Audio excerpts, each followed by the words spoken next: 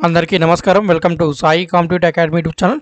మరి ఈ రోజున మనకు రైల్వేస్లో ఇంప్రూవ్మెంట్ సంబంధించి రైల్వేస్ సంబంధించిన కొన్ని విషయాలపై మనకు ఈరోజు మధ్యాహ్నం 12:30కు ఒక మీటింగ్ అయితే జరిగింది. సో అందులో మనకు ఆర్ఆర్బీ రిక్రూట్మెంట్కి సంబంధించి కూడా డిస్కస్ చేయడం జరిగింది. అందులో ముఖ్యంగా నెక్స్ట్ జరగబోయేటువంటి ఆర్ఆర్బీ ఎన్టీపీసీ గురించి కూడా కొద్దిగా న్యూస్ అయితే రావడం జరిగింది. మరి RRB NTPC second stage exam సంబంధించి న్యూస్ అయితే మనకు వచ్చింది. సో ఇక్కడ చూసుకున్నట్టయితే మొత్తంగా మనకు 3 నోటిఫికేషన్ ప్రజెంట్ అయితే ఉన్నాయి ఎగ్జామ్స్ పెట్టాల్సినటువంటిది. ఒకటి మనకు మినిస్ట్రియల్ ఐసోలేటెడ్ కేటగిరీకి సంబంధించిన ఎగ్జామ్ అయిపోయింది. ఇప్పుడు ఎన్టీపీసీ ఎగ్జామ్ అంటున్నది 28 నుంచి 13 జనవరి వరకు మనకు ఫస్ట్ ఫేజ్లో పెడుతున్నారు. మరి తర్వాత గ్రూప్ డి ఎగ్జామ్ అంటున్నది మనకు మార్చి నుంచి స్టార్ట్ అవుతుంది. సో మనకి దీనికి సంబంధించి షెడ్యూల్ చూసుకున్నట్టయితే ఇక్కడ మనకు టోటల్ 24 షిఫ్ట్లు 12 రోజులు అండి. సో 28వ తేదీ నుంచి మనకు ఈ యొక్క జనవరి 13 తేదీలో మొత్తం మనకు 12 రోజుల్లో మాత్రమే ఎగ్జామ్ ఉంటుంది.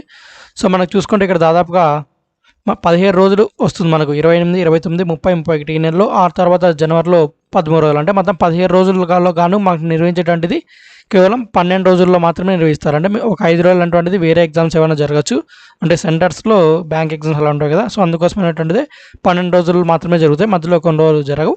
సో మొత్తం 24 షిఫ్ట్లలో ప్రజెంట్ జరుగుతుంది. 24 షిఫ్ట్లలో మొత్తంగా చూసుకుంటే దాదాపు 23 లక్షల మందికి ఎగ్జామ్ పెడుతున్నారు. మొత్తంగా 23 లక్షల మందికి ఎగ్జామ్ పెడుతున్నారు. టోటల్ 24 షిఫ్ట్లలో ఫస్ట్ ఫేజ్లో 28 డిసెంబర్ నుంచి 13 జనవరి వరకు 24 షిఫ్ట్లలో ఎగ్జామ్ పెడుతున్నారు. అలాగే మనకు 16 డిసెంబర్ 16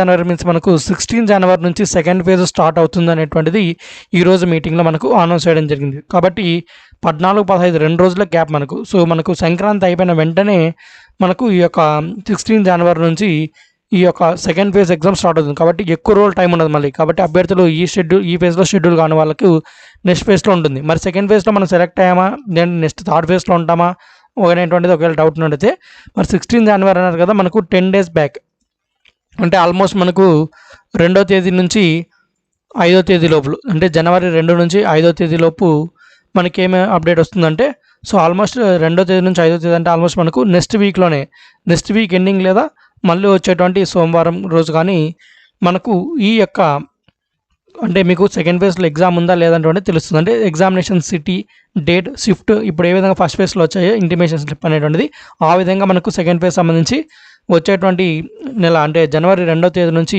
7వ తేదీ లోపల మనకు ఆ యొక్క ఇన్ఫర్మేషన్ అయితే వచ్చేస్తుంది. సో అప్డేట్ రాగానే మన ఛానల్లో వస్తుంది, చూడొచ్చు. సో మరి ఇప్పుడు వచ్చేసి మన క్యాండిడేట్స్ ఇప్పుడున్నటువంటి సెంటర్లన్నీ కూడా కేవలం 500 కిలోమీటర్ దగ్గరలోనే చుట్టూ పరిధిలో 500 కిలోమీటర్ పరిధిలో ఉన్నటువంటి సెంటర్స్ ఇచ్చాడు. అలాగే హోమ్ స్టేట్లోనే వాళ్ళు ఏం హోమ్ స్టేట్ అయితే అది, ఫర్ ఎగ్జాంపుల్గా మీరు కొంతమంది ఢిల్లీ జోన్కి, బెంగళూరు జోన్కి, తర్వాత చెన్నై జోన్కి ఇలా అప్లై చేస్తున్నారు. కాకుంటే వాళ్ళకి యాక్చువల్గా అయితే ముందు ఏం జరిగేదంటే ఏ జోన్స్ అప్లై చేస్తే ఆ జోన్స్లోనే మనకి ఎగ్జామ్స్ పెట్టేటువంటి వాడు. ఇప్పుడు ఏం చేశాడంటే వాళ్ళ హోమ్ స్టేట్లోనే, ఫర్ ఎగ్జాంపుల్గా ఒక క్యాండిడేట్, ఆంధ్రప్రదేశ్ చెందిన క్యాండిడేట్ బెంగళూరు జోన్కి అప్లై చేశాడు. కాకుంటే బెంగళూరు జోన్ కింద ఉన్నటువంటి సెంటర్లో కాకుండా మన ఆంధ్రప్రదేశ్ స్టేట్లోనే ఎగ్జామ్ అనేటువంటిది కండక్ట్ చేస్తున్నారు. సో అలా మన హోమ్ స్టేట్లోనే ఎగ్జామ్ సెంటర్స్ అయితే ఇవ్వడం జరిగింది. అదే మహిళలకు చూసుకున్నట్టయితే వాళ్ళ సిటీలోనే మ్యాక్సిమం వాళ్ళు ఎక్కడైతే ఉంటారో వాళ్ళకి దగ్గరలోనే 50 to 50 కిలోమీటర్స్ లోపలే ఎగ్జామినేషన్ సెంటర్ ఇచ్చాడు. అదే మేల్ క్యాండిడేట్ చూసుకుంటే 500 కిలోమీటర్లు పరిధిలోనే మనకి ఎగ్జామ్ సెంటర్ ఇవ్వడం జరిగిందండి. సో పీడబ్ల్యూడీ అండ్ ఫీమేల్ క్యాండిడేట్స్కి వచ్చేసి దగ్గర సెంటర్లో ఇవ్వడం జరిగింది. సో ఇది మనకి ఎగ్జామినేషన్ సంబంధించిన అప్డేట్ అయితే. మరి ఎగ్జామినేషన్ అనేది కోవిడ్ సిచ్యువేషన్, అంటే కోవిడ్ గైడ్లైన్స్ అన్ని ఫాలో అవుతూ ఇక్కడైతే ఎగ్జామ్ కండక్ట్ చేయడం జరుగుతుంది. థర్మల్ గన్స్, తర్వాత మీ యొక్క బయోమెట్రిక్ క్యాప్చర్ తీసుకుంటాం అటువంటిది ఇచ్చారు. మీకు ఆల్ టికెట్లు మెన్షన్ చేస్తున్నారు. లెఫ్ట్ థంబ్ ఇంప్రెషన్, తర్వాత మీ యొక్క ఫోటో తీసుకుంటారు, తర్వాత అక్కడ సైన్ గురించి చేయించుకున్నారు డాక్యుమెంట్స్లో. తర్వాత మీ సీట్స్ అన్ని శానిటైజ్ అనేటువంటి చేయడం జరుగుతుంది. మీ ఎగ్జామ్ రాసే ముందు శానిటైజ్ చేస్తారు, మీ ఎగ్జామ్ రాసిన తర్వాత శానిటైజ్ చేస్తారు. మరి ఎగ్జామినేషన్ కూడా ఎలా కండక్ట్ చేస్తున్నారు అంటే ఆల్టర్నేట్ సీట్స్ అండి. ఫర్ ఎగ్జాంపుల్కి ఇలా కంప్యూటర్స్ అనేటువంటిది ఉంటాయి. సో ఇలా 3 కంప్యూటర్స్ ఉన్నాయనుకోండి, ఇక్కడ ఒకరు కండక్ట్ అలౌ చేస్తారు, ఇక్కడ ఎవరు కూడా కూర్చోరు, ఇక్కడ సీట్ ఖాళీగా ఉంటుంది. నెక్స్ట్ సీట్లో మరి ఇంకో క్యాండిడేట్ ఉంటాడు, ఇక్కడ చూడొచ్చు. సో ఇలా మీకు ఈ ఇమేజ్లో కనబడినట్టు ఉంటుంది. సో మరి ఇప్పుడు సోషల్ డిస్టెన్స్ బేస్ చేస్తూ ఎగ్జామ్ ఎలా పెడతానటువంటిది మీకు తెలుసుకోవాలనుకుంటే ఇప్పుడు మనం కండక్ట్ చేసే ఏజెన్సీ ఏదండి, టీసీఎస్, టాటా కన్సల్టెన్సీ సర్వీసెస్ వాళ్ళు ఈ యొక్క ఎగ్జామ్ కండక్ట్ చేస్తున్నారు. సో వాళ్ళు ఈ యొక్క వీడియో లింక్ ద్వారా మనం చెక్ చేసుకోవచ్చు. ఈ వీడియో లింక్ ద్వారా మనం ఏంటంటే మనకు ఎగ్జామ్ అనేటువంటిది సోషల్ డిస్టెన్స్ మోడ్లో ఎలా కండక్ట్ చేస్తారు ఏంటి అనేటువంటిది మనమైతే చెక్ చేసుకోవచ్చు. సో ఇది మనకు టీసీఎస్ వాళ్ళు ఇచ్చినటువంటి వీడియో లింక్ అది. సో మనకు రైల్వే లింక్, ఈ లింక్లో నేను వీడియో డిస్క్రిప్షన్లో ఇస్తాను. సో సార్ ఆ లింక్ క్లిక్ చేస్తే మీకు ఈ వీడియోలో చూడొచ్చు మనకి ఎగ్జామ్ ఏ విధంగా కండక్ట్ చేస్తారు ఏంటి. in their journey. Social distance కానీ Items will be permitted inside the exam venue. Exam hall ticket ఇది రైల్వే ఎగ్జామ్స్ మీద హాల్ టికెట్ సేమ్ మనకి ఈ విధంగానే ఉంటుంది. సో ఇలా మనకి ఏమేమి తీసుకెళ్ళాలి అనేటువంటిది చూడు మనకి ఇక్కడ కూడా మనం ఇక్కడ ఆర్ఆర్బి హాల్ టికెట్ ఇన్స్ట్రక్షన్లోనే కాకుండా ఇక్కడ ఈ వీడియోలు కూడా మీకు ఇచ్చారు. ఖచ్చితంగా ఫోటో ఐడెంటి కార్డు ఒరిజినల్ తీసుకెళ్ళాలి, మాస్క్ ఉండాలి. ఆ ఫోటో ఐడి కార్డులో మన డేట్ ఆఫ్ బర్త్ సేమ్ ఎలా ఉంటే అలాగే ఉండాలి. ఐడి కార్డ్ అంటే మన హాల్ టికెట్లో same date of birth with date, month, year అన్నీ కూడా కరెక్ట్ ఉండాలి. కేవలం ఇయర్ అలా ఉంటే యాక్సెప్ట్ చేయరు. మన డేట్ ఆఫ్ బర్త్ తర్వాత మన ఫోటో ఐడి కార్డులో ఉన్నటువంటి డేట్ ఆఫ్ బర్త్, హాల్ టికెట్లో ఉన్న డేట్ ఆఫ్ బర్త్ రెండు సేమ్ ఉండాలి. అది కూడా ఒరిజినల్ తీసుకెళ్ళాలి, జిరాక్స్ తీసుకెళ్ళకూడదు. సో అవి కూడా ఇక్కడ Note: once you enter the exam venue for photograph and biometric ఇక్కడ చూడొచ్చు ఇక్కడ బయోమెట్రిక్ క్యాప్చర్ లాంటివి అనేటువంటి తీసుకోవడం జరుగుతుంది. capture processing, the exam step social distance మోడ్లో ఇక్కడ మనకు ఇక సిస్టమ్ నెంబర్ ఉంటుంది. సి అంటే సిస్టమ్ నెంబర్ ఇక్కడ మనకి ఇస్తారు. C030, C029 ఇలా మన సిస్టమ్ నెంబర్స్ ఉంటాయి. ఇక్కడ చూసుకున్నట్టే మనకు సోషల్ డిస్టెన్స్ ఉంది. ఇక్కడ ఒక క్యాండిడేట్ ఉన్నాడు, ఇక్కడ ఒక క్యాండిడేట్ ఉన్నాడు, మధ్యలో మనకు ఖాళీ వదలడం జరిగింది. తర్వాత మళ్ళీ ఇక్కడ కూడా బ్యాక్ ఇవ్వకుండా మరి ఇక్కడ ఆల్టర్నేట్, మరి మధ్యలో లేదు కాబట్టి ఇక్కడ ఆల్టర్నేట్. సో ఇలా ఆల్టర్నేట్ పొజిషన్లో మనకు ఇక్కడ ఎగ్జామినేషన్ జరిగింది చూసుకున్నట్టయితే. సో తర్వాత మనకు ఇక్కడ మనకు వైట్ పేపర్ పెన్ అనేటువంటిది ఇవ్వడం జరుగుతుంది, రఫ్ షీట్స్. మళ్ళీ అవి ఎగ్జామ్ వెళ్ళిన తర్వాత ఇవి చేయాల్సి ఉంటుంది. తర్వాత మనకు ఇంక్ ప్యాడ్ అనేటువంటిది ఇంక్ ప్యాడ్లో మనం వేయాల్సి ఉంటుంది. మనకి ఇచ్చినటువంటి హాల్ టికెట్లో ఉంది కదా క్యాండిడేట్ ఫైల్ ఒకటి, తర్వాత ఆర్ఆర్బి ఫైల్ అనేటువంటిది ఒకటి ఉంటుంది. ఆ రెండు కూడా మనకు క్యాండిడేట్ ఫైల్ మనకి ఇస్తారు. అది మనకి చాలా ఇంపార్టెంట్.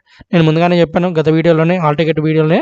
ఆ క్యాండిడేట్ ఫైల్ మీరు ఎక్కడ కూడా మిస్ చేసుకోకూడదు. ఆర్ఆర్బి సర్టిఫికేట్ వెరిఫికేషన్లో ఆ ఫైల్ అడుగుతాడు. సో దానిలో మీ సైన్ ఉంటుంది, మీ లెఫ్ట్ థంబ్ ఇంప్రెషన్స్ ఉంటాయి. తర్వాత ఆర్ఆర్బికి ఇచ్చినటువంటి ఫైల్లో కూడా లెఫ్ట్ థంబ్ ఇంప్రెషన్స్ అవన్నీ కూడా ఇలా ఈ యొక్క ఏదైతే ఇంక్ ప్యాడ్ ఉంటుందో దాంతో మీరు ఫింగర్ ప్రెస్ చేస్తారు కాబట్టి అది ఇచ్చిన తర్వాత వెంటనే మీకు శానిటైజర్ కూడా ఇస్తాము అంటే ఇక్కడ ఇదే మనకి ఇవ్వడం జరిగింది. సోషల్ డిస్టెన్స్ మోడ్ తర్వాత మనకు ఈ విధంగా ఎగ్జామినేషన్ ఉంటుంది. మనకు సీసీటీవీ సర్వైలెన్స్లో మనమైతే ఉంటాం. తర్వాత ఇక్కడ మనం ఎలాంటి ఎలక్ట్రానిక్ గ్యాడ్జెట్స్ కూడా మనకు అలౌ అయితే లేదు. సో ఇలా మనకైతే ఇవ్వడం జరిగింది. తర్వాత మీరు సోషల్ డిస్టెన్స్ పాటిస్తూనే ఎగ్జామ్ అయిపోయిన తర్వాత కూడా మీరు ఆర్డర్గా వెళ్ళాల్సి ఉంటుంది.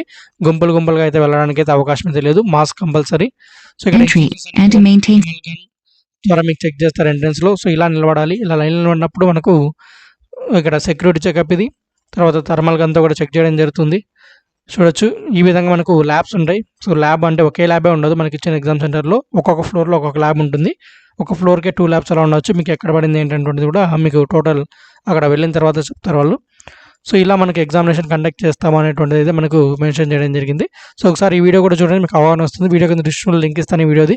సో మీరు యూట్యూబ్లో సెర్చ్ చేసిన ఈ యొక్క వీడియో దొరకదు, ఎందుకంటే ఇది ఒక అన్లిస్టెడ్లో ఉందన్నమాట.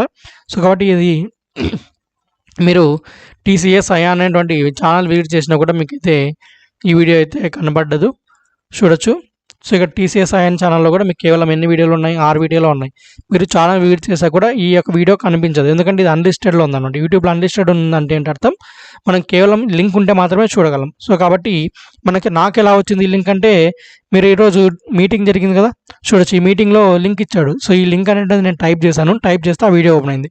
సో కాబట్టి ఈ లింక్తో అనేటువంటి డైరెక్ట్గా నేను వీడియో కింద డిస్క్రిప్షన్లో ఇస్తాను. సో అక్కడ నుంచి చెక్ చేసుకొని మీరు కొద్దిగా అవగాహన అయితే పొందండి. సో ఇదండి అప్డేట్ అయితే. మనకు సెకండ్ ఫేజ్ ఎగ్జామ్ అనేటువంటిది జనవరి 16 స్టార్ట్ అవుతుంది. సో ఈ యొక్క విషయాన్ని దృష్టిలో ఉంచుకొని అభ్యర్థులు అయితే న్యూ ప్రిపరేషన్ అయితే సాగించండి. ఎవరైతే సెకండ్ అంటే ఇంతవరకు ఈ యొక్క ఫేజ్ అలాట్ అవ్వలేదో వాళ్ళు, సో మీకు సెకండ్ ఫేజ్లో ఉండొచ్చు, థర్డ్ ఫేజ్లో ఉండొచ్చు, ఫోర్త్ ఫేజ్లో అయినా ఉండొచ్చు. సో ఎన్ని ఫేజెస్ అనేది అయితే నిర్ణయించలేదు. మరి ఎన్ని ఫేజెస్ అనేటువంటిది మనకి ఇప్పటివరకు అయితే నిర్ణయించలేదు. కానీ కాకుంటే మనకు ఆల్మోస్ట్ ఇప్పుడు 1 కోటి పైగా క్యాండిడేట్స్ ఉన్నారు కాబట్టి ఫస్ట్ ఫేజ్లో ఆల్మోస్ట్ 25 lakhs వరకు పెడుతున్నారు. కాబట్టి మ్యాక్సిమం 4 ఫేజెస్లో ఎగ్జామ్ జరిగేటట్టు ఛాన్స్ ఉంది. కాబట్టి మీకు ఏ ఫేజ్లో ఉండవచ్చు, ఫస్ట్ ఫేజ్లో లేని వాళ్ళకి సెకండ్ ఫేజ్లో ఉండవచ్చు, థర్డ్, ఫోర్త్. కాబట్టి మీరు ఎప్పుడైనా సరే మీరు ఇప్పుడు లేని వాళ్ళందరూ కూడా సెకండ్ ఫేజ్కే రెడీ అయిపోవాలి మీ ప్రిపరేషన్ అంతా కూడా. సో అలా ఒకవేళ సెకండ్ ఫేజ్లో కాలేదనుకుంటే అప్పుడు మళ్ళీ మీకు ఇంకా ఎక్స్ట్రా టైం అనేటువంటిది రావడం జరుగుతుంది. సో అలా అనమాట. సో ఇది అప్డేట్ అయితే. మరి వీడియో నచ్చితే తప్పకుండా లైక్ చేయండి, మీ మిత్రులకి అయితే షేర్ చేయండి. ఇలాంటివన్నీ అప్డేట్స్ కోసం మా ఛానల్ని ఇంతవరకు సబ్స్క్రైబ్ చేసుకోండి, వెంటనే సబ్స్క్రైబ్ చేసుకోండి. ఓకే అండి, ఇలాంటి మరిన్ని అప్డేట్స్తో మళ్ళీ కలుద్దాం. అంతవరకు సెలవు. జై హింద్.